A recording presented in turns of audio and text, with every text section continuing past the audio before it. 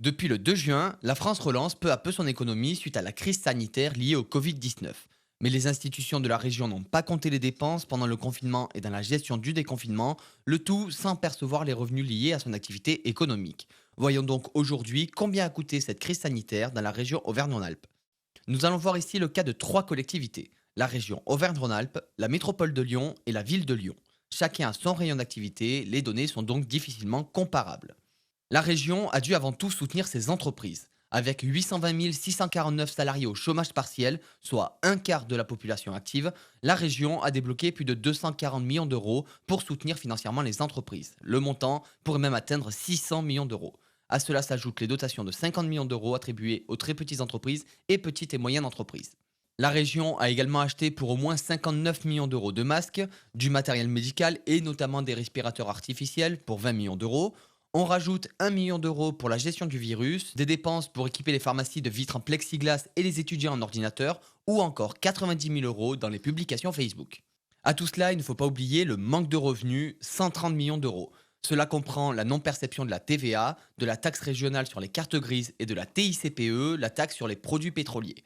Le coût total de la crise a donc pour le moment coûté entre 650 millions d'euros et 1 milliard d'euros à la région, soit un quart de son budget annuel.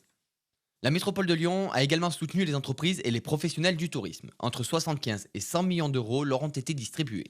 Il y a également 5 à 10 millions d'euros de masques, 5 millions d'euros dans l'établissement de nouvelles voies cyclables et plus de 4,5 millions d'euros dans l'aide aux familles en difficulté, aux étudiants et aux collégiens.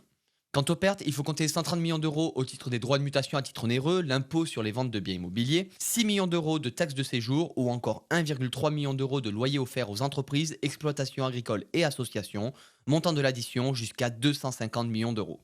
Un petit mot sur le Citral également, l'organisme qui gère les transports en commun. La perte liée aux recettes et au versement mobilité est estimée à 165 millions d'euros. La présidente du Citral réclame un plan européen de soutien au transport pour assurer les projets sur la décennie à venir. Enfin, la ville de Lyon doit plus compter ses pertes que ses dépenses. L'économie locale était soutenue par la région et la métropole. La ville a simplement investi dans des masques pour ses agents municipaux et pour le grand public pour un montant total de 6,3 millions d'euros.